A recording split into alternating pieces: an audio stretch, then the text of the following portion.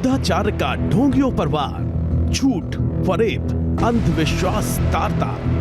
पाखंड से बचना चाहिए। पाखंड जो फैल रहा है चमत्कार के नाम पे, धर्म के नाम पे, वो गलत है। अनिरुद्धाचार्य महाराज की सीख, पाखंडी मांगेंगे भीख।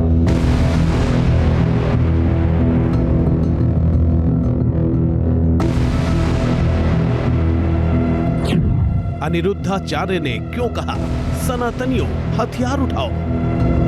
आज हिंदू अपनी सुरक्षा चाहता है, हिंदू अपना भला चाहता है, तो शास्त्र के साथ शस्त्र की विद्या भी आनी चाहिए। आई लव यू का शो, अनिरुद्धाचार्य का किस पर जोर। इतनी कृपा सांवरे बनाए रखना, मरते दम तक सेवा में लगाए रखना।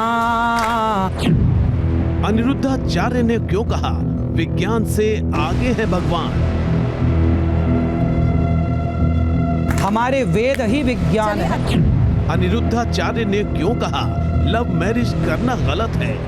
पानी पियो छान के, विवाह करो जान के। सवालों के कटघरे में अनिरुद्धाचार्य, सच से सामना आज। अनिरुद्धाचार्य से 10 सवाल।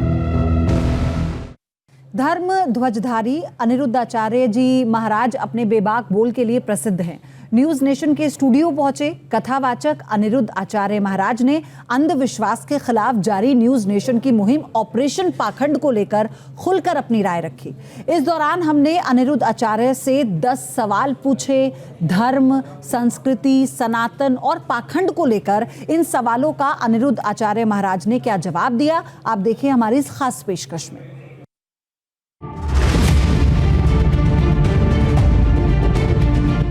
कभी बेबाक बोल तो कभी विवादित बयान, कभी अपने सामाजिक कामों को लेकर अनिरुद्धाचार्य जी महाराज हमेशा सुर्खियों में रहते हैं। भागवत कथा और दूसरी धार्मिक कथाओं के वाचन के जरिए मजबूती से धर्म ध्वजा संभालने वाले अनिरुद्धाचार्य जी महाराज सोशल मीडिया पर खूब वायरल होते हैं। अनिरुद्धाचार्य जब न्यूज नेशन के स्टूडियो पहुंचे तो उन्होंने तमाम मुद्दों पर अपनी बेबाक राय रखी। बेबाक बोल के जरिए पाखंडियों की पोल खोल और ना जाने कितने भक्तों पर कितना दुख आया, कोई और दूर कर लेता, पर भगवान के भक्तों का दुख दूर कौन कर सकता। कोउ ना काहू को सुख दुख कर दाता, निज कृत कर्म भोग सब भ्राता। हर व्यक्ति अपने किए का फल भोगता है और भोगना ही, गीता में लिखा अवश्यमेव भोक्तव्यम। हर व्यक्ति को अपने कर्म का फल भोगना ही पड़ेगा। जब भोगना है तो भोगिए और भगवान के आश्रित रहिए। भगवान की शरण में रहोगे तो भगवान कृपा करके, जैसे सुग्रीव का दुख दूर कर दिया, विभीषण का भगवान ने दुख दूर कर दिया, ऐसे ही हमारा और आपका दुख दूर करेंगे। कोई व्यक्ति आपका दुख दूर नहीं कर सकता, दुख तो भगवान ही दूर कर सकते हैं। लेकिन फिर भी उनकी शरण में लोग बड़ी संख्या में जा रहे हैं। मैं आपको एक वीडियो दिखाती हूं। लोगों की जिम्मेदारी यहाँ है ना कि वो कहाँ जा रहे हैं। अनिरुद्धाचार्य महाराज, हम आपको एक वीडियो दिखाते हैं, आप उसे देखकर बताइएगा कि ये कितना सही है और कितना गलत है। कंबल वाले बाबा हैं जिन्हें हमने एक्सपोज किया न्यूज नेशन पर। पहले वहाँ जाके उनसे पूछा जाए कि जो लोग ठीक हो रहे हैं वहाँ जाके आप पड़ताल कीजिए। क्या है, जब तक हम किसी को देखें ना, किसी को जाने ना, तब तक किसी प्रकार से बोलना गलत है। आप पहले वहाँ जाइए, आपकी टीम वहाँ जाके चेक करे, क्योंकि वो तो खुला पांडाल में काम कर रहे हैं ना, तो वो जाके देखें कि वो सही ठीक कर रहे हैं कि वो नहीं कर रहे हैं। ये तो वहाँ जाके पता लगेगा। मैंने कभी देखा नहीं है प्रत्यक्ष रूप से उनको ठीक करते हुए, इसलिए उस पर अच्छा बुरा कहना ये सही नहीं होगा। वो तो आप जाके देखिए और देख के ही पता लगेगा कि वो ठीक, जो पब्लिक ठीक हो रही है उनसे बात की जाए कि भाई आप ठीक हुए क्या, वो अपने आप बताएंगे। अभी यहाँ बैठ के कैसे बताया जाए कि वो ठीक कर रहे हैं कि गलत कर रहे हैं? नहीं, इसमें एक पहलू है जिसको मैं चाहता हूँ समझूं, क्योंकि आप कह रहे हैं कि ठीक है आपने देखा नहीं, हमने देखा, हमने तहकीकात की, हमने बिठा के प्रश्न पूछे और डॉक्टर्स के साथ। अब अगर जन्मजात पोलियो है, लकवा मार दिया है, क्या एक सनातन को, चूंकि आप जानते हैं, आपने कई किताबों को पढ़ा है, इसलिए मैं पूछना चाह रहा था, क्या सनातन में कहीं ऐसा लिखा है, किसी पुस्तक में ऐसा लिखा है, कंबल उठाओ, हाथ मचोड़ो, वो ठीक हो जाएगा, पाँव मचोड़ो, वो चलने लगेगा? क्या ये धोखा नहीं है? क्या ये भ्रम फैलाना नहीं है? गीता में एक श्लोक है, मूकम करोति वाचालम पंगुम लंघयते गिरिम यत कृपा, यहाँ ये ध्यान से सुनिए, यत कृपा तमहम बंदे परमानंदम माधवम। पाखंड तो खत्म होना चाहिए, परंतु गीता में, हमारे शास्त्रों में ये मुँह कहो ही बाचाल पंगु चढ़े गिरिवर गहन जासु कृपा सुदयाल द्रवहु सकल कलिमल दहन। जी, भगवान कहते हैं कि मूकम करोति वाचालम, यदि भगवान की कृपा हुई तो गूंगा भी बोल सकता है। जैसे ध्रुव जी छोटे से थे पर वो आता जाता कुछ नहीं था, भगवान ने शंख का स्पर्श कराया, सब कुछ आ गया। लंगड़ा भी पहाड़ लांघ सकता है यदि भगवान की कृपा है तो भगवान की कृपा है तो सब कुछ संभव है। लेकिन व्यक्ति वो किस तरह से ठीक कर रहे हैं, वहाँ के लोगों से आपने बात की जो ठीक हो रहे हैं या नहीं ठीक हो रहे हैं। लेकिन आचार्य जी, आपको पता है ये कलयुग में सतयुग, द्वापर और त्रेता में तो बहुत अंतर है, जमीन आसमान का अंतर है। आज विज्ञान को धता बताने वाले ऐसे कई बाबा हैं। जरा अगला वीडियो आप दिखाइए, फिर मैं आपसे जानूंगी। ये फूंक मारकर सही कर देते हैं, ये लोग कैंसर सही करने का दावा कर रहे हैं।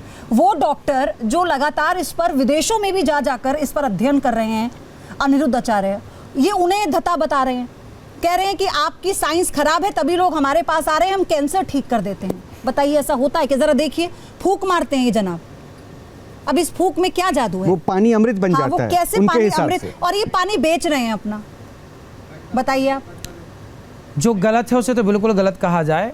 मैं क्या है जो आप सबको दिखा रहे हैं, मैं किसी से मिला नहीं, किसी से जानता नहीं, इसलिए किसी विषय में क्या बोलूं। लेकिन ये जो पाखंड है वो गलत है, पाखंड नहीं होना चाहिए और हमें इस पाखंड से बचना चाहिए। भगवान पे भरोसा करना चाहिए, जो करेंगे भगवान करेंगे। भाई कुंती बुआ के जीवन में, पांडवों के जीवन में संकट आया, 12 साल वनवास में दर दर ठोकर खाते रहे, उनके पक्षधर तो भगवान थे, फिर भगवान ने एक फूंक मार के ठीक कर देते। तो कर्मों का फल तो भोगना ही पड़ेगा, चाहे अर्जुन हो, चाहे गुरु द्रोणाचार्य हो, चाहे पितामह भीष्म को बाणों की सैया पे लेट के कर्मों का दंड भोगना पड़ा, तो कर्मों का दंड तो भोगना पड़ेगा, भगवान ही आपके साथ क्यों ना हो। अर्जुन के साथ थे तो श्री कृष्ण, पर 12 साल का वनवास और 1 वर्ष का अज्ञातवास भोगना पड़ा। इसलिए कोई आपको फूंक मार के ठीक कर देगा, ये तो पाखंड है, ये तो गलत है। गलत है ना, बिल्कुल गलत है।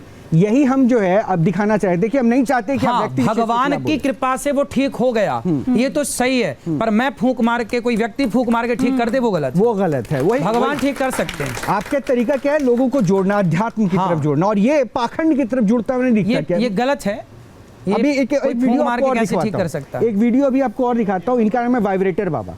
अब सोचिए ऐसे ऐसे बाबा हमारे बाजार में हैं जो अंधविश्वास का दुकान सजा के बैठे हैं, और लोग इतने भोले भाले कि इनके पास पहुंच जाते हैं। देखिए इनकी एक्टिविटीज, देखिए ये देखिए ये एक्टिविटी। इन्होंने बकायदा माफी मांगी है दर्शकों से, हमारे दर्शकों से माफी मांगी, और उन्होंने कहा, ये एक्सपोज हो गए थे। हाँ। इन्होंने कहा कि मैं ये छोड़ दूंगा, कभी नहीं करूंगा। अच्छा, ये खौलते हुए तेल में हाथ दिया करते थे और इनके अनुयायी भी हाथ देते थे, बस जलते नहीं थे, और मुंह धुलते थे उससे अपना और लोग इन्हें भगवान मानते थे। ये फूल इसलिए चढ़ा रहे थे इन पर। नहीं तो जलते नहीं थे गर्म पानी नहीं, क्योंकि उनकी वो टेक्निक हमें पता लग गई, वो साइंस है उसके पीछे। डर गए पुलिस का, हमने डर दिखाया, हमने कहा हम पुलिस लेकर आ रहे हैं, वो डर गए, बोले मैं माफी मांगता हूँ। आप देखिए जरा कैसे कर रहे हो, देखिए। नहीं तो क्या किया था उन्होंने कि गर्म नहीं हो रहा था पानी? केमिकल डाल के, केमिकल उसमें हाथ में केमिकल, उसमें नींबू भी डाल सकते हैं। एक हमारे एक्सपर्ट ने उन्हें एक्सपोज किया बकायदा। अब बताइए इस पे क्या सनातन के ऊपर प्रश्न उठाते हैं? खतरा तो है सनातन को इन लोगों से, यदि ये गलत कर रहे हैं तो खतरा है। गलत तो गलत ही है, देखो ये तो दिख ही रहा है। इसीलिए हमने ये इल्जाम लगाया कि आप ऐसे पाखंडियों के खिलाफ मुखर नहीं होते। क्यों नहीं? मुखर होते हैं, खूब बोलते हैं। आप लोग पूरी कथा सुनेंगे तो सब पाएंगे। जरा सा मैं क्या बताएंगे, हम तो यही बोलते हैं कि बेटा भगवान ही, हमें भगवान की शरण में जाना चाहिए। और आजकल क्या है, जिनका नाम आप ले रहे हैं, कुछ लोग आगे भी लेंगे, उनमें से कुछ ऐसे हैं जो खुद को ही भगवान मान लेते हैं कि अपन ही भगवान है। जो खुद को भगवान मान लेते हैं वो गलती कर जाते हैं। कोई व्यक्ति कभी भगवान नहीं हो सकता, भगवान भगवान है, हम व्यक्ति व्यक्ति हैं। तो भगवान बनने की कोशिश जिन ने की, वो सब खुद के लिए भी हानिकारक हुआ और समाज के लिए भी पतन का कारण बना। तो ये गलत है, खुद को भगवान ना माना जाए। और मैं कुछ करता हूँ ये दावा भी गलत है। जो करते हैं करते हो तुम कन्हैया, मेरा नाम हो रहा है, मेरा आपकी कृपा से, यही सत्य है। पाखंडियों के खिलाफ कथावाचक अनिरुद्धाचार्य की दो टूक के बाद हमने उनसे सवाल पूछा कि आखिर वो सनातनियों को हथियार उठाने के लिए क्यों कहते हैं।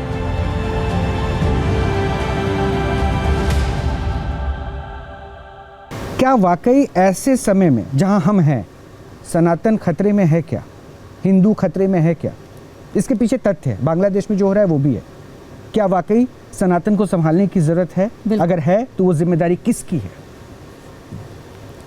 पाकिस्तान से सारे हिंदू खदेड़ दिए गए, बांग्लादेश से सारे हिंदू खदेड़ दिए गए, कश्मीर से सारे हिंदू खदेड़ दिए गए। आज हिंदू अपनी सुरक्षा चाहता है, हिंदू अपना भला चाहता है, तो शास्त्र के साथ शस्त्र की विद्या भी आनी चाहिए। अपनी बेटियों को झांसी की रानी बनाओ और अपने बेटों को शिवाजी बनाओ। यदि नहीं बनाए तो ये बेटियां और ये बेटे आपस में आने वाले समय में मरने के लिए तैयार रहिएगा, क्योंकि कश्मीर से खदेड़े गए तो दिल्ली बंबई में आके बसे। जिस दिन भारत से खदेड़े जाओगे कहाँ जाओगे? क्या बांग्लादेश और पाकिस्तान इसका उदाहरण नहीं है? इसलिए आज हमारे भगवान ने गीता सुनाई अर्जुन को, गीता के ज्ञान की जरूरत थी। यदि आप गीता से समझें तो मैं आपको गीता समझाऊं, लेकिन आप गीता से नहीं समझेंगे तो सुदर्शन चक्र तो श्री कृष्ण को भी उठाना पड़ा। यदि कृष्ण को सुदर्शन चक्र उठाना पड़ा तो इन्हें बहन बेटियों को भी झांसी की रानी बनना पड़ेगा अपनी रक्षा के लिए। आप भी सीख लीजिए ये बात। नहीं, लेकिन क्या आप कह रहे हैं कि सनातन को हथियार उठा लेना चाहिए? क्यों सर, हमारे तो शंकर जी त्रिशूल लेके चलते हैं, हमारे तो हनुमान जी गदा लेकर के चलते हैं, हमारी तो दुर्गा तलवार लेकर के चलती हैं। क्यों? हमारे तो भगवान ही कह रहे हैं बांसुरी बजाने से काम हो जाता, तो शंख चक्र उठाने की क्या जरूरत थी श्री कृष्ण को? जहाँ जब आदमी बातों से ना समझे तो फिर उठाने पड़ते हैं। कानून का क्या होगा? कानून क्या हुआ? कानून का बांग्लादेश में है तो कानून, वो तो बांग्लादेश है ना, हम तो भारत में। अरे भाई, तो क्या हुआ कानून का? जब कश्मीर से खदेड़े गए तब कहाँ था कानून? कश्मीर से खदेड़े गए तब भी तो कानून था, पुलिस थी, सेना थी। किसकी रक्षा हुई? सारे पंडित खदेड़ दिए गए। जिस दिन आएगा ना तो कानून धरा रह जाएगा। लेकिन इस बीच ये भी आपको नहीं लगता कि धर्म पे नाम पर उकसावा भी होता है? बांग्लादेश को देखने के बाद यहाँ पर ऐसे कह दिया जाता है। कैसे? हम तो आपकी रक्षा के लिए कह रहे हैं झांसी की रानी बनो। नहीं, महिलाओं को अपनी रक्षा की जब बात आती है ना, तो आचार्य जी, तो आप भी जानते हैं, चाहे भागवत हो चाहे रामायण हो, महिलाएं कभी पीछे नहीं रही हैं। लेकिन दूसरी बात यह है कि धर्म के नाम पर उकसाना किसी भी धर्म के लोगों को, आपको नहीं लगता कि ये आपसी सौहार्द को भी बिगाड़ता है? देखो, हनुमान जी लंका गए, तो हनुमान जी लंका जब गए तो वहां पर पूछा रावण ने, क्यों तुमने हमारे राक्षसों को क्यों मारा? तो हनुमान जी ने उत्तर दिया, सुन रावण, मैंने नहीं मारा, जिन मोहि मारा ते मैं मारे। जिन्होंने मुझे मारा, अब हमारी बहन बेटियों के साथ दुराचार हो, हमारे साथ गलत हो और हम बैठे देखते तमाशा देखते रहें, इसके लिए हम मारेंगे नहीं। हम किसी को छेड़ते नहीं हैं, लेकिन हमें कोई छेड़ेगा तो छोड़ते भी नहीं। अच्छा, आपकी ये बात सुनकर तो हो सकता है कि कई लोग हथियार उठा लें गुरु जी। आपकी इन बातों को सुनकर हो सकता है कई लोग हथियार उठा लें, लेकिन आप फिर क्या करेंगे? ये बोला है कि पहले गीता पढ़ो, गीता पढ़ोगे, शास्त्र पढ़ोगे तो शास्त्र ये बताएगा कि हथियार कब उठाएं कब ना उठाएं। हथियार का ज्ञान तो रखो, पर भाई पे उठाएं कि ना उठाएं, भाई पे क्यों उठाएं, अपनों पे क्यों उठाएं? हथियार उन पे उठाओ जब आपके देश पर संकट आए, आतंकवादी सामने खड़े हों और आपकी बहन बेटी की आबरू लुट रही हो, उस समय आपको हथियार से बात करनी चाहिए। वहां गीता काम ना आएगी। तो महाभारत में तो हथियार ही उठा, फिर हुआ अंत क्या? है महाभारत में तो हथियार ही उठा था, अंत क्या हुआ? हाँ, तो अंत जीत हुई सत्य की, तो मतलब पांडवों की। मतलब आप इस बात को सही कहते हैं कि अगर रक्षा में खून बहता है तो बहे। भाई, रक्षा में तो बहाना ही पड़ता है सरकार। कश्मीर से भागे तो थे, क्यों भागे? बांग्लादेश से क्यों भागे? मेरा मन क्या है, मैं चाहता हूं कि भागो मत, डटकर सामना करो। कहां भाग के जाओगे? इसलिए लड़ो, लड़ना सीखो अपने अधिकार के लिए। पांडवों ने अपने अधिकार की लड़ाई ना लड़ी होती तो क्या सीधे मुंह कौरवों को दे देते राज्य? फिर सीधी बातें कोई नहीं सुनता।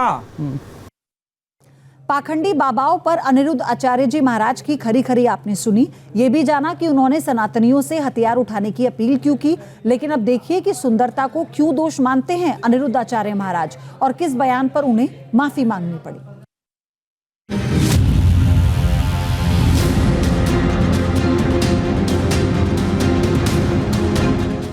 अनिरुद्धाचार्य जी महाराज संत समाज का वो चेहरा जिनकी वाणी में लोगों को दिखती है जीवन की सच्चाई, विवादों से भी रहता है बड़ा वास्ता।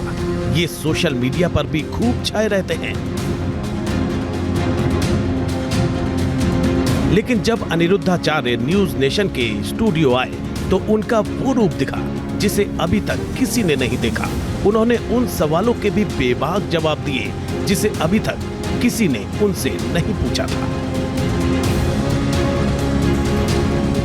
बिना लाग लपेट मुस्कुराहट के साथ बाबा अपने तथ्यों और ज्ञान के आधार पर हर सवाल के जवाब दे रहे थे, तो न्यूज नेशन भी जनता और देश की ओर से अनिरुद्धाचार्य जी महाराज से हर सवालों के जवाब तलाश रहा था। अनिरुद्धाचार्य जी महाराज महिलाओं पर दिए कथन से भी विवादों के घेरे में रहे। उन्होंने ये कहकर खलबली मचा दी थी कि महिलाओं का जरूरत से ज्यादा सुंदर होना गुण नहीं बल्कि दोष है और सुंदरता के कारण ही माता सीता का हरण हुआ था। तो अनिरुद्धाचार्य जी से हमारा सवाल क्या, सुंदरता को क्यों दोष मानते हैं अनिरुद्धाचार्य? जब न्यूज नेशन ने बाबा से इस बयान के लिए सफाई मांगी तो उन्होंने चाणक्य नीति का जिक्र कर अपने कथन को सही साबित करने की कोशिश की। अनिरुद्धाचार्य जी महाराज ने कहा कि सुंदरता हो या फिर कुछ और, अति किसी भी चीज की बुरी होती है। चाणक्य ने भी ये बात कही थी और उन्होंने तो सिर्फ उस बात को दोहराया है। इस विवाद पर उन्होंने क्या कुछ कहा आप खुद सुन लीजिए। आपको महिलाओं के सुंदरता से दिक्कत है, आपने सीता मैया को भी कॉन्टेक्स्ट में लिया। वो मेरे शब्द नहीं है, वो चाणक्य के शब्द हैं। अति रूपेण वै सीता अति गर्वेण रावण, जिसको लेकर काफी विवाद भी हुआ था। मैं आगे वो मेरे शब्द नहीं है।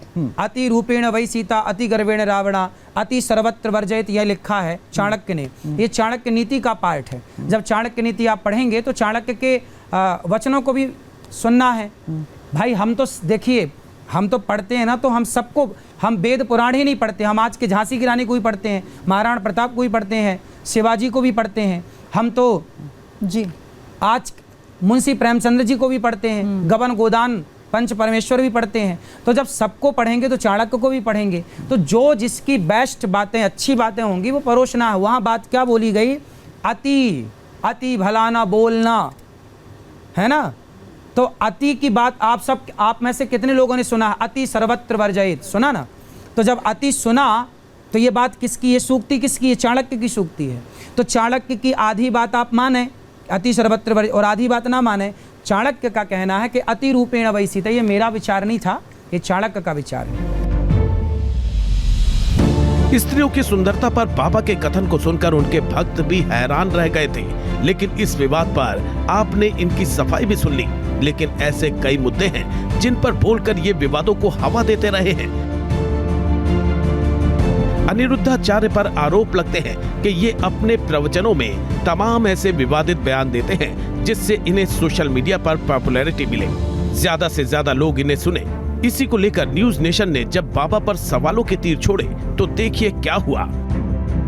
कैमरे के सामने अनिरुद्धाचार्य ने क्यों मांगी माफी। अनिरुद्धाचार्य पर मातृशक्ति को लेकर विवादित टिप्पणी करने का आरोप है। इसे लेकर लोगों में काफी आक्रोश भी दिखा।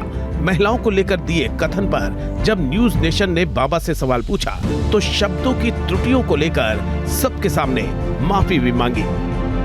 बच्चा शुरू में खड़ा होता है ना, तो रोटी को तोती बोलता है।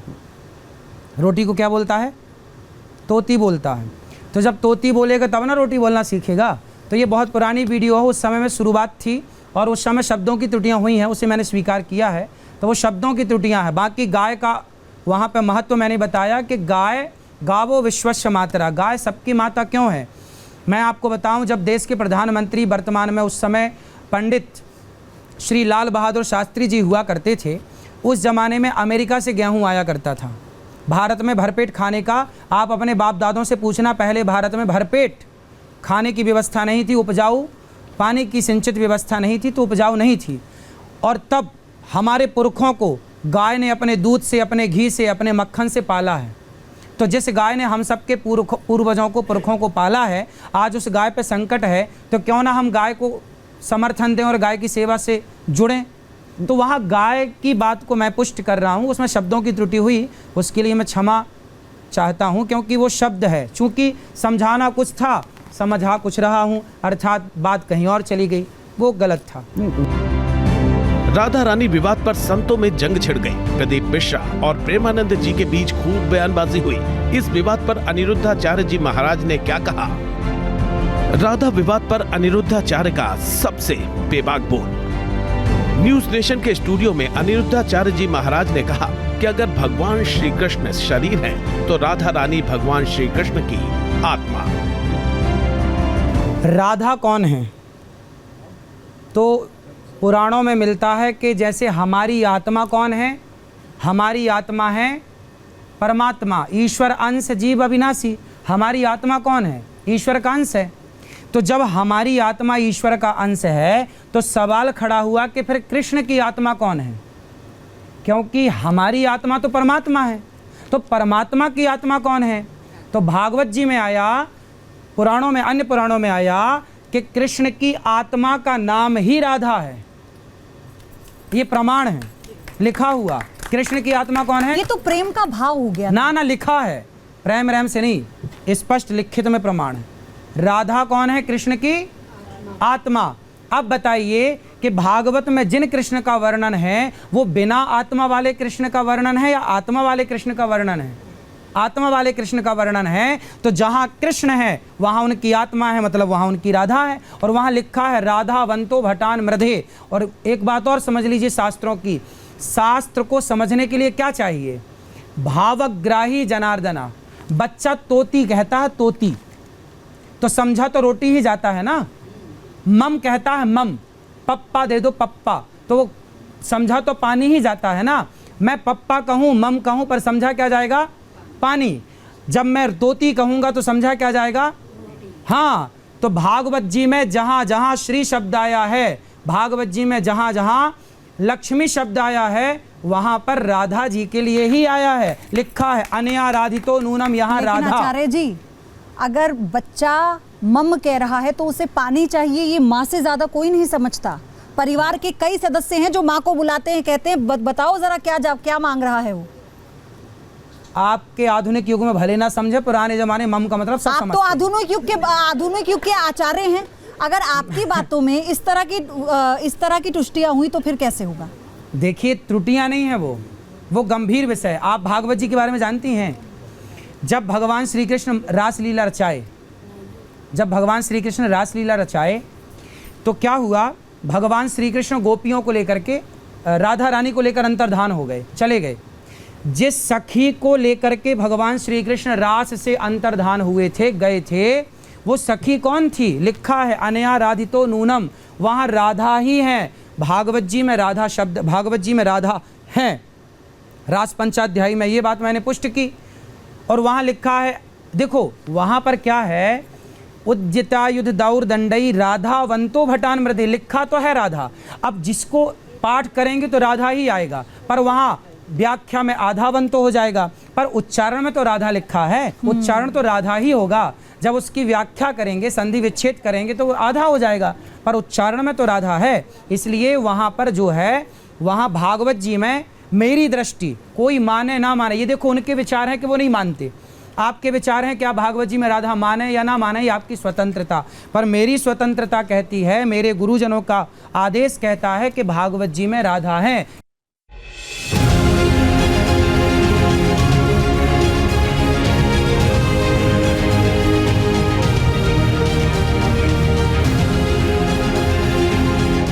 शादी से पहले प्यार, अनिरुद्धाचार्य जी महाराज ने लगाई फटकार।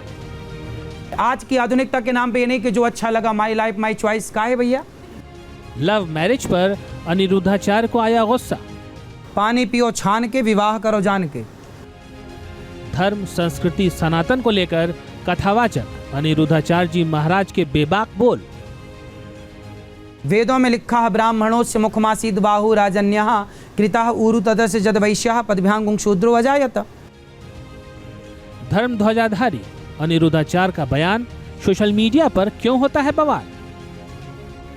गर्ग संहिता ले आइएगा, उसमें राधा जी का कृष्ण से विवाह हुआ है। ब्रह्म वैवर्त पुराण खरीद के ले आइएगा, उसमें राधा कृष्ण के विवाह का वर्णन हुआ है। विवाह, लव मैरिज और दाम्पत्य जीवन को लेकर अनिरुद्धाचार्य जी महाराज ने हमारे सवालों के दिए जवाब। विवाह वैश्यों में और शूद्रों का विवाह शूद्रों में, क्या कभी शेर पैदा हो सकता है? फिर जिसका कोई नियम नहीं है, और तुम अच्छे घर की बहू बेटी हो, कल को तुम माँ बनोगी। लड़की ब्राह्मण है और पिता शूद्र है। अब जो तुम्हारी औलाद होगी, संतान, तुम उसे क्या नाम दोगे? वो ब्राह्मण कहलाएगा कि शूद्र कहलाएगा? बताओ। ना वो पूरा ब्राह्मण हुआ, ना वो पूरा शूद्र हुआ, वह हो गया वर्ण संकरी। वर्ण संकरी का मतलब विचारों की संकीर्णता, छोटे विचार वाला, छोटी बुद्धि वाला। देखो ऐसा है, हमारे यहाँ तो यही परंपरा बनी, जितने यहाँ बुजुर्ग लोग हैं वो सब ये जानते हैं कि हमारे यहाँ विवाह तो पानी पियो छान के, विवाह करो जान के, है ना। विवाह के समय पे बहुत पड़ताल होती है, तुम्हारा गोत्र क्या है, तुम्हारा नाम क्या है, तुम्हारे बाप दादों का नाम क्या है। भाई ये विवाह है, कोई बाजार नहीं है कि हम आलू बैगन खरीद रहे हैं। बेटी के लिए जीवन भर के लिए लड़का चुन रहे हैं, लड़की चुन रहे हैं, उसके लिए ब्राह्मण एक विचारधारा है। ब्राह्मण की विचारधारा वाली लड़की हो, ब्राह्मण की विचारधारा वाला लड़का हो तो दोनों का बढ़िया चलेगा। क्षत्रिय विचारधारा की लड़की हो, क्षत्रिय विचारधारा का लड़का हो, ये विचारधारा। ब्राह्मण क्या एक विचारधारा, क्षत्रिय क्या एक विचारधारा है, एक व्यवस्था है। और ये व्यवस्था क्या है कि ब्राह्मणों का विवाह ब्राह्मणों में, क्षत्रियों का क्षत्रियों में, वैश्यों का वैश्यों में। ये यदि हो गया तो क्या होगा? वर्ण संकरता फैलेगी। पुराणों में लिखा है कि भय वर्ण संकर सब भिन्न सेतु सब लोग, रामचरितमानस में उत्तरकांड में लिखी है ये बात कि भय वर्ण संकर सब। आज लगभग लोग वर्ण शंकरी हो रहे हैं, और वर्ण शंकरी जब होंगे तो क्या होगा? पितर तुम्हारे पानी नहीं लेंगे तुमसे।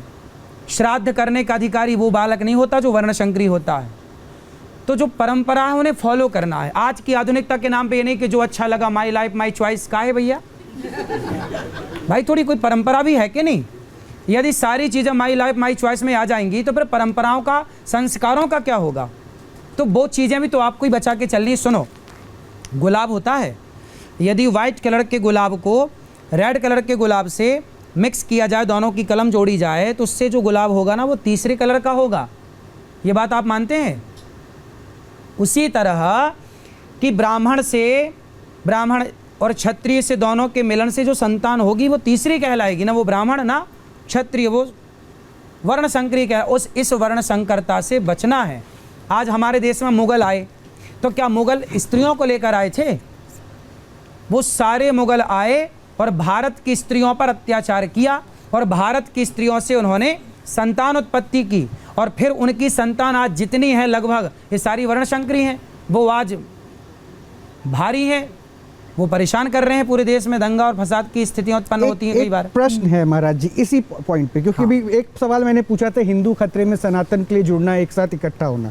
दूसरा पहलू आपने कहा कि आप समाज को तोड़ते हैं, ये आरोप आपके लग गया।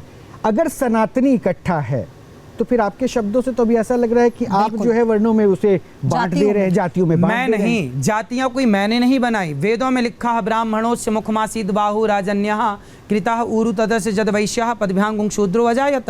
ये मैंने नहीं बनाई। भगवान के मुख से ब्राह्मण, भुजाओं से क्षत्रिय, जंघाओं से वैश्य, चरणों से शूद्र का प्राकट्य हुआ। ये मैं नहीं कह रहा, वेद कह रहे हैं। तो जब व्यवस्था बनी है तो उस व्यवस्था को फॉलो की जाए ना।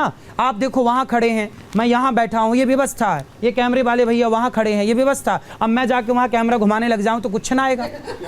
भाई जिसकी जो व्यवस्था है उसको रहने दो। ये ब्राह्मण की व्यवस्था है, क्षत्रिय की व्यवस्था है, वैश्य की व्यवस्था है, शूद्र की व्यवस्था है। आप फिर राधा और कृष्ण के प्रेम को कैसे परिभाषित करेंगे?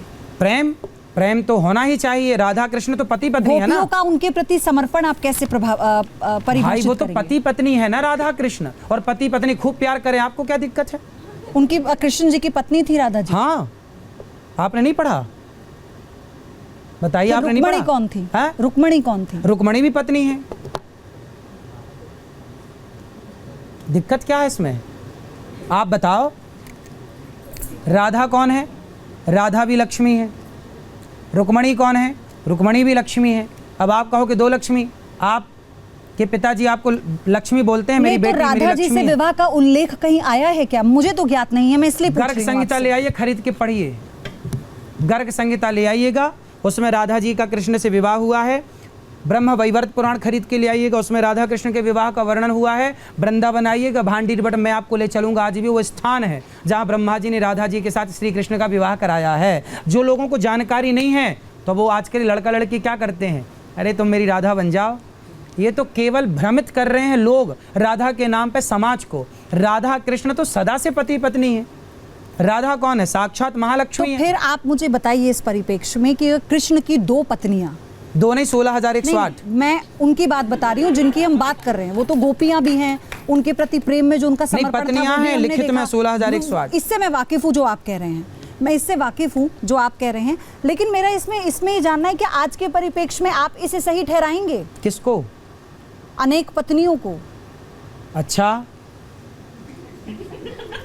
पति का मतलब जानते हैं क्या होता है? बताइए पति का मतलब। आप ही बता दीजिए, आप ही सब ज्ञानवर्धन कर रहे हैं तो मैं चाहती हूं। हमारे यहाँ पति होता है राष्ट्रपति। हमारे यहाँ एक पति होता है सेनापति। पहले हर राजा के पास एक पति था, सेनापति। अब सेनापति था तो वो सबके पति, पा रक्षणे धातु से पति बनता है। जो रक्षा करे उसे पति कहते हैं। और आप एक आरती गाते हैं, गाओ मेरे संग, तुम हो एक अगोचर सबके प्राण। तो सब आप जो प्राण ले रही हो मेरी बहन, ऑक्सीजन, तुम्हारे भी पति भगवान ही हैं। और ये भैया खड़े हैं, इनके पति भी भगवान। हम सब प्राण ले रहे हैं, ऑक्सीजन ले रहे हैं ना, तो लिखा ना तुम हो एक अगोचर सबके प्राण। तो सबके पति, पारक्षणे धातु से पति, जो रक्षा करे। हम सबकी रक्षा भगवान ही कर रहे हैं। अभी कोरोना काल में ऑक्सीजन के लिए मर गए लोग, तो भगवान ही तो सबका पालन कर रहे हैं। तो भगवान सबके पति। मीराबाई ने पति रूप में चाहा कृष्ण को।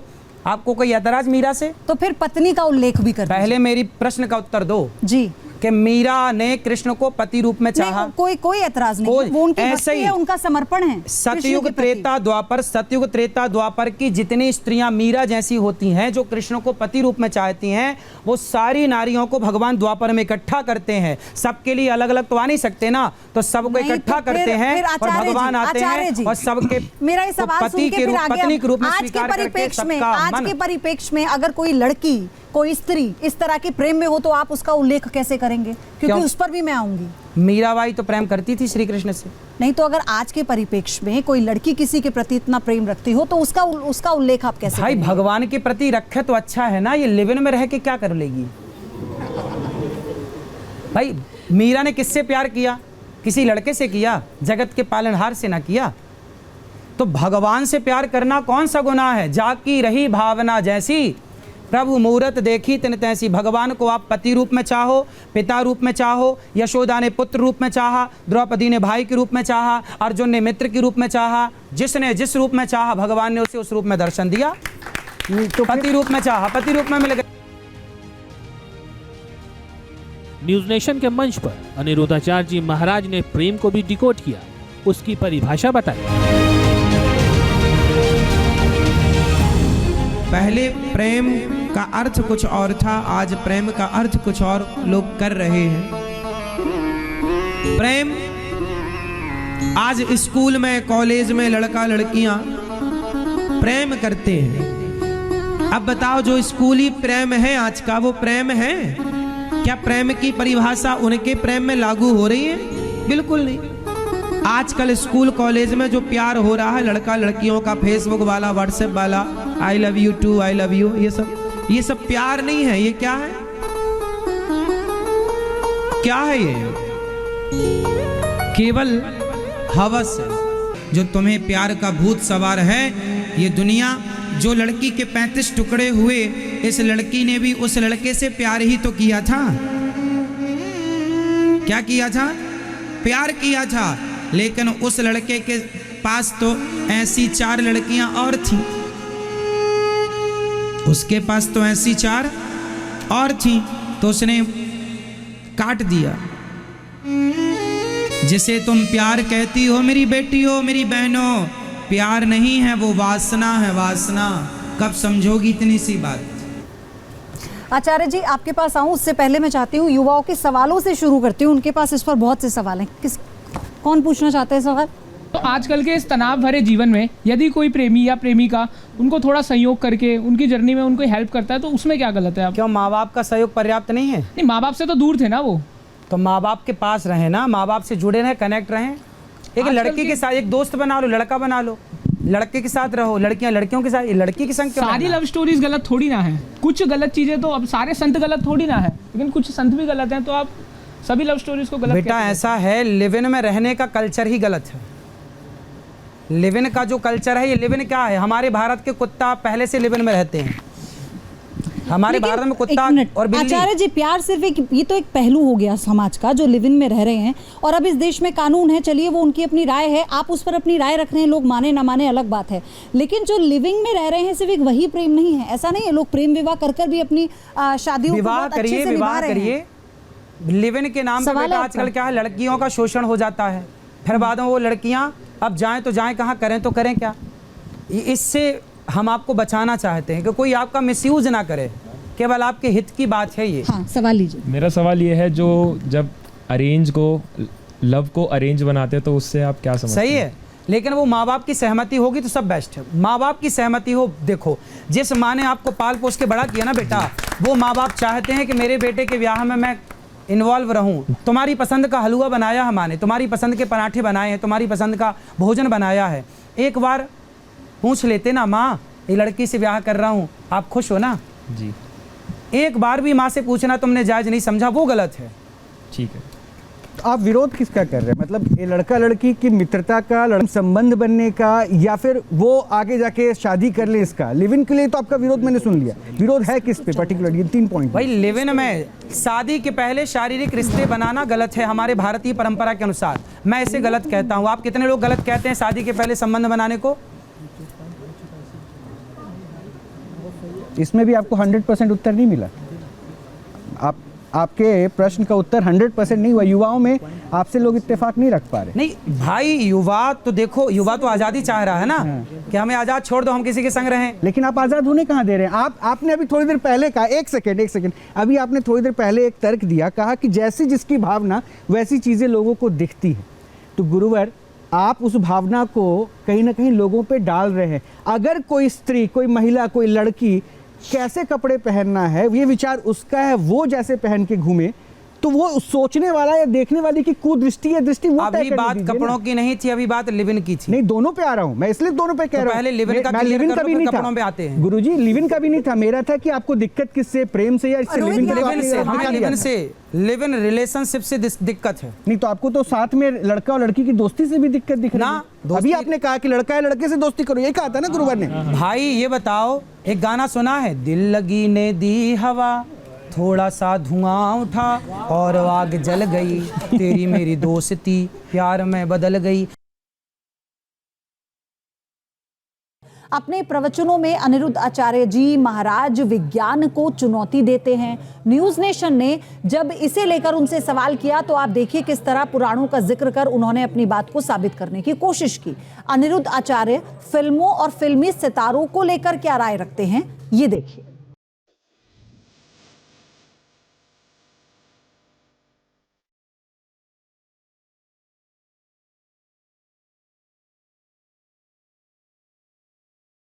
अनिरुद्धाचार्य जी महाराज के प्रवचनों में भक्तों की भारी भीड़ उमड़ती है।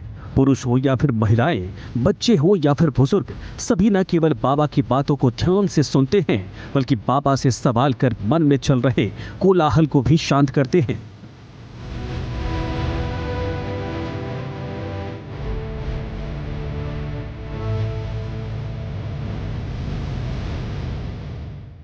इस दौरान कई बार ऐसा होता है जब भगवान की कथा या पुराणों का जिक्र कर बाबा विज्ञान को भी चुनौती देते हैं। अनिरुद्धाचार्य जी महाराज ने न्यूज नेशन पर भी साइंस को चैलेंज कर दिया। अनिरुद्धाचार्य ने क्यों कहा विज्ञान से आगे है भगवान? भगवान और विज्ञान में आखिर कौन बड़ा है, ये तो बड़ी बहस का विषय है। विज्ञान को मानने वाले भले ही भगवान के अस्तित्व को नकार देते हों, लेकिन जिसे ईश्वर पर तनिक भी यकीन है वो मानता है कि भगवान से बड़ा कुछ भी नहीं है।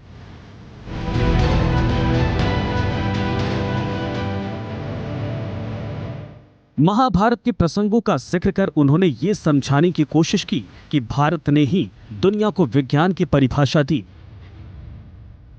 साइंस से खुद को बड़ा क्यों मानते हैं? मैं नहीं बोल रहा साइंस से मैं बड़ा नहीं, साइंस से हमारे वेद बड़े हैं। वेदों का बल है ना मेरे पास। अंगद जी लंका गए, पांव रख दिया, है किसी में हिम्मत तो हिलाओ। ये अंगद का बल थोड़ी था, ये तो राम जी का बल था। मैं जो बोलता हूँ कि मेरा बल थोड़ी, मेरे वेदों का बल है, मेरे पुराणों का बल है, मेरे गुरुजनों का बल है, मेरा आध्यात्म का बल है। मैं उस बल से साइंस को चुनौती दे सकता हूँ। साइंस बहुत अच्छा है, मैं भी साइंस का प्रयोग करता हूँ। गाड़ी घोड़े पे मैं भी चलता हूँ, एरोप्लेन में मुझे भी आना जाना पड़ता है। साइंस आज है, पहले नहीं था। मैं केवल इस बात का खंडन करता हूँ कि साइंस ये ना समझ ले कि मैं ही भगवान हूँ। साइंस अपने को ही ना प्रूव कर दे कि मैं ही ईश्वर हूँ। अरे साइंस, आज साइंस है, क्या पहले साइंस नहीं था? ये जो टीवी है, ये जो कैमरे हैं, ये पहले नहीं थे?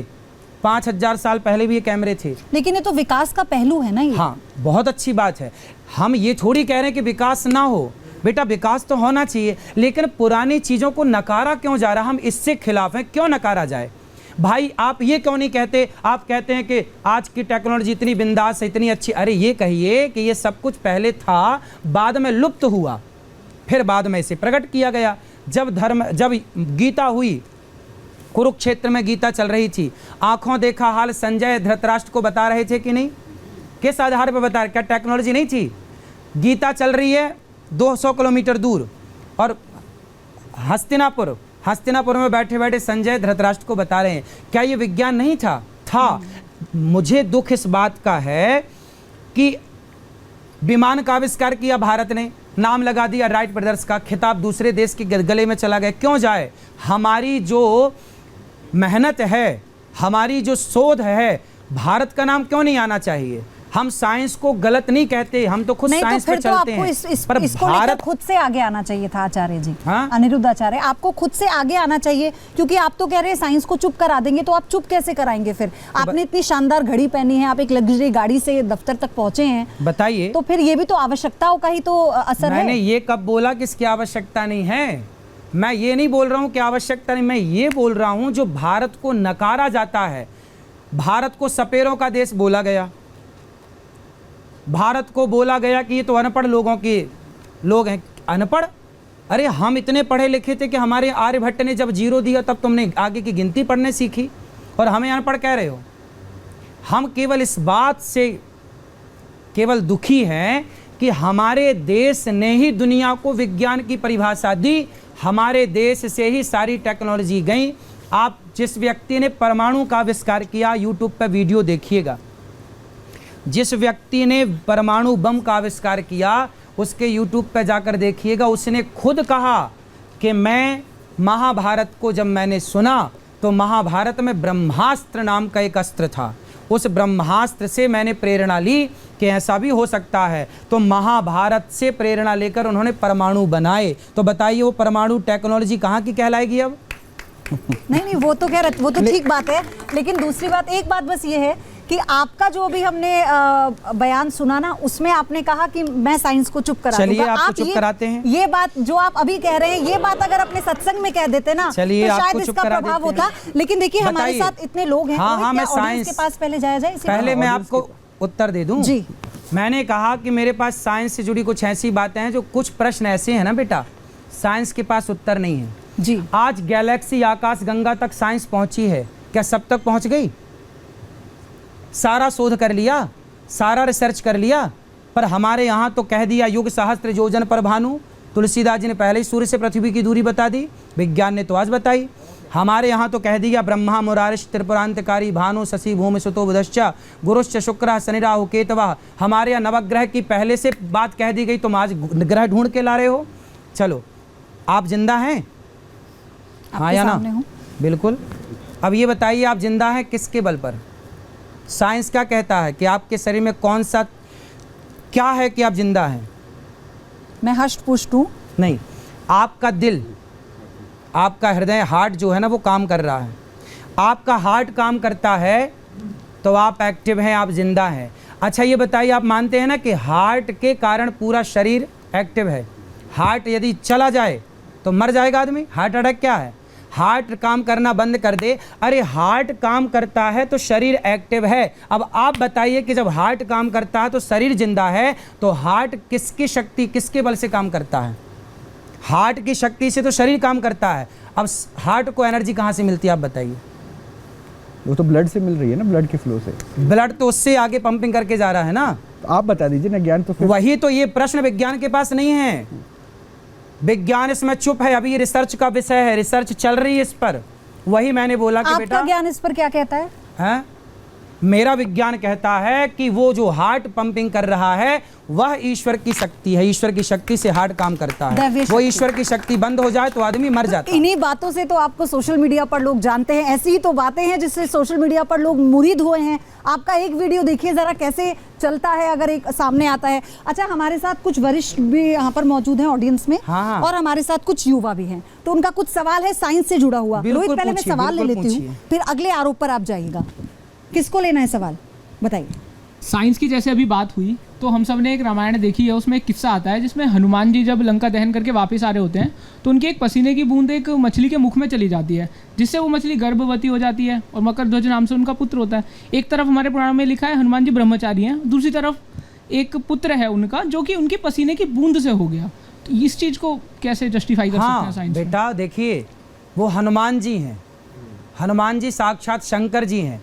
कर्तुम अकर्तुम अन्यथा कर्तुम सर्व सामर्थ्य। हम इंसान की शक्तियाँ सीमित हैं, भगवान असीम हैं। इसलिए भगवान हनुमान जी के पसीने से मकरध्वज पैदा हो गया, इसमें कोई आश्चर्य नहीं है।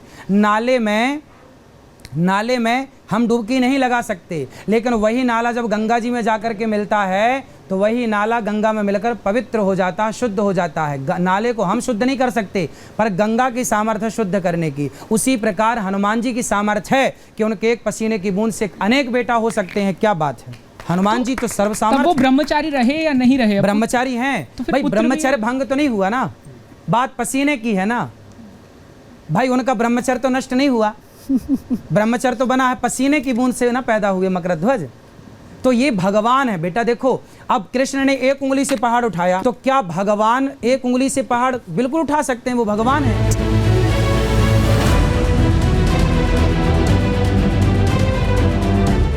अनिरुद्धाचार्य महाराज जी ने पौराणिक कथाओं के माध्यम से ये साबित करने की कोशिश की कि विज्ञान भगवान से ही है और तमाम वैज्ञानिक भी भगवान के अस्तित्व को मानते हैं।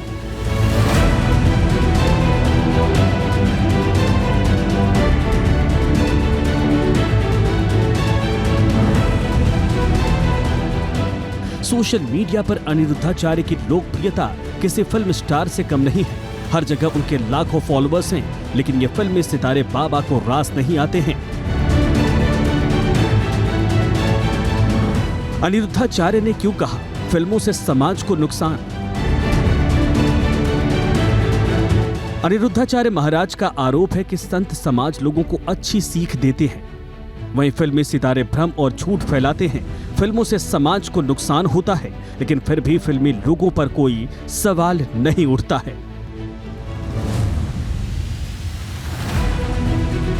आज की युवा पीढ़ी को आप संत धर्म की तरफ से जोड़ने के लिए, मतलब किसी बात को आप बोल दे रहे हैं कि स्टीव जॉब्स को सेब खा के दे दिया तो उन्होंने कंपनी बना ली। तो अब जैसे आज की युवा पीढ़ी जब थोड़ी सी बहुत कुछ बातें जान जाती है तो वो आजकल मतलब बाबाओं की कई बातों का थोड़ी बहुत रिसर्च करती है और फिर बाद में पता चले कि ये तो झूठ है, ये कभी हुआ ही नहीं। तो क्या वो जुड़ने के बहाने ज़्यादा टूट नहीं रहे? बेटा, बाबाओं पर रिसर्च करते हो कि झूठ बोलते हैं? कभी सुपर डुपर स्टारों पर रिसर्च कर लिया करो कि गुटखा खिला रहे हैं, पैसों के लिए कुछ भी कर डर के आगे जीत है, वो पेप्सी कोका कोला बेच के वही तो बात है, बर्बाद कर रहे हैं। वो तो एक्टर हैं, वो फिल्मों में कुछ और नहीं, तो वो एक्टर हैं, वो गलत करें वो सही है, वो गलत करें तो मैं मानता ही नहीं, मैं आपकी बात मानूंगा ना। हाँ, तो मेरी बात ये मानो कि संतों से जुड़े रहो बस। वो तो मैं मानता हूँ। ये एक सामाजिक ताना बाना है, ये सामाजिक ताना बाना है अनिरुद्धाचार्य, और इसमें सबका अपना किरदार है, सबका अपना योगदान है। तो आपका अपना योगदान है, इसकी तुलना तो आप किसी से नहीं करेंगे। कहाँ फिर हमें अगले आरोप पर जाना है। मेरे भाई, संतों से जुड़े रहने में हमें क्या सिखाता हूँ? देखो, मैं खुद माताओं की सेवा करता हूँ, 280 माओं की। जब मैं माओं के पाँव दबाता हूँ ना, अभी देखो आपने इतने आरोप लगाए, पर आपने अभी तक ये नहीं बताया कि अनिरुद्धाचार्य वृद्ध माओं के पांव दबाता ताकि बच्चे सीखे पांव दबाना। इसी के साथ इस पेशकश में इतना ही।